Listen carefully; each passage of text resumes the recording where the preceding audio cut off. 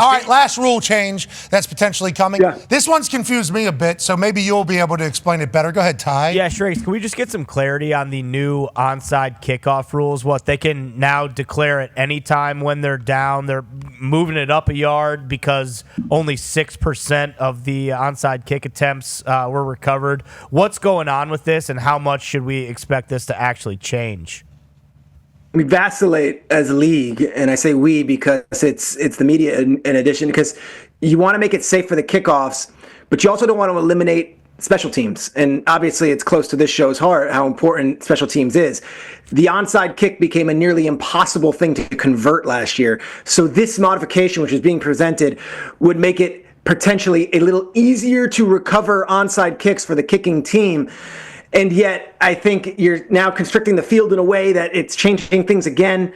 I'm not sure it's going to pass if that modification is going to be presented in the room. It just feels weird. So you see how the kicking team is 1 yard off the line there. They're going to move them up to the line. So you see they're 1 yard off, 1 yard off, 1 yard off. They're going to now be allowed to move all the way up to the line where the ball is being kicked from.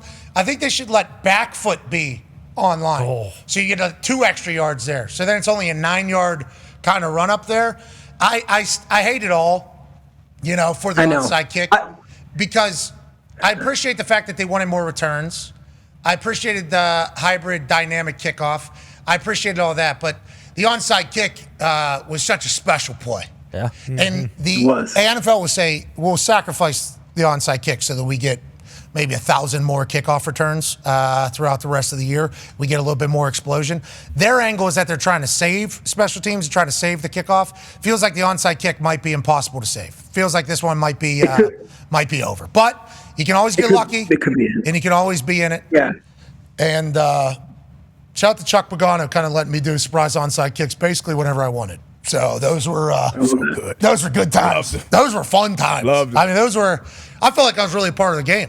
I was like, all right, not only do I just come out here. You were. Well, yeah, it's huge momentum. Yeah, definitely. It was a pick. There was You like were a turnover. a weapon, dude. Yeah, it was. It was No fun. doubt. It was a cool feeling, too, knowing like, whew, if I check this Is that myself, common? Like, would a coach give a green light to the kicker like that? Is that common, or is that just like a very Chuck thing that, like, hey, I trust you and like you're my guy? I had to prove it in practice. So I knew like every practice rep was like more important almost than the one in the game. Chuck needed to see with his eyes the ball go into somebody's hands on our team. And then he needed to see this.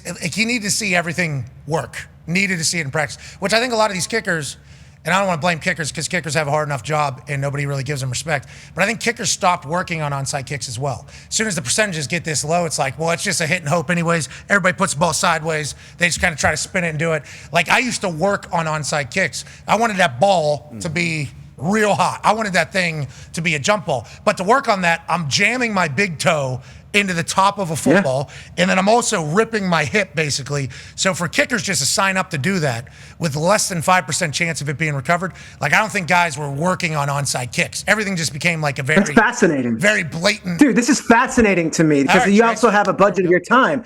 You're gonna be punting reps. How much am I gonna be doing this? Yeah, you're right. You got to budget your reps. You got to budget your time, and also it hurts. Like the high hop thing hurts. Like, that's not a fun thing. You're jamming your toe into the top of it. But if you can get that thing to...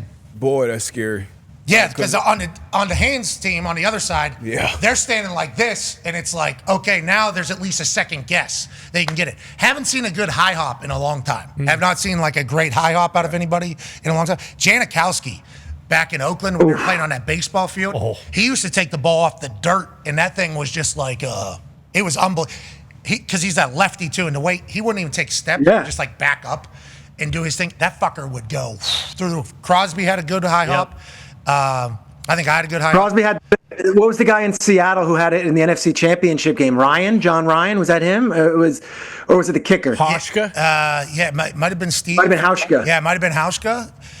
Canadian. Vinatieri had a great high hop. He's Canadian. Hauschka? I thought Hauschka. Maybe John Ryan or Hauschka. One of them was. Ryan might have been. Boss goes behind his back. Worst feeling in the world is as that hands guy. I did it in college, went up high, had to jump. My highest, fully exposed. Somebody touch you, get flipped. It's against Pittsburgh Panthers actually in college. Flipped, landed right on my head, knocked out. Told myself never again would I be that guy. Coach McMahon, Midge asked me in the league. I think Reggie was hurt maybe the year he either tricep or ACL, and he asked me to be the guy. I was like, Coach, I'm gonna be honest with you. I don't want to put the team in this position. I will not put myself out there for that. Couldn't do it. So, and to your point too, most kickers, when that time comes, we know as a hands team, they only have one kick in their bag that coach is going to trust me. You can go through the tape. They probably only kick 3 onside kicks in there. So you know it's going to be a high hop. It's going to be a spinner. So you had the middle dribbler and all the different options. So that's a headache for like a special teams unit to have to prepare for. I didn't have the high hop left. I could never get it. Could never get it. Just kicking it right out of bounds. It's like, I don't think this one's in the bag, brother.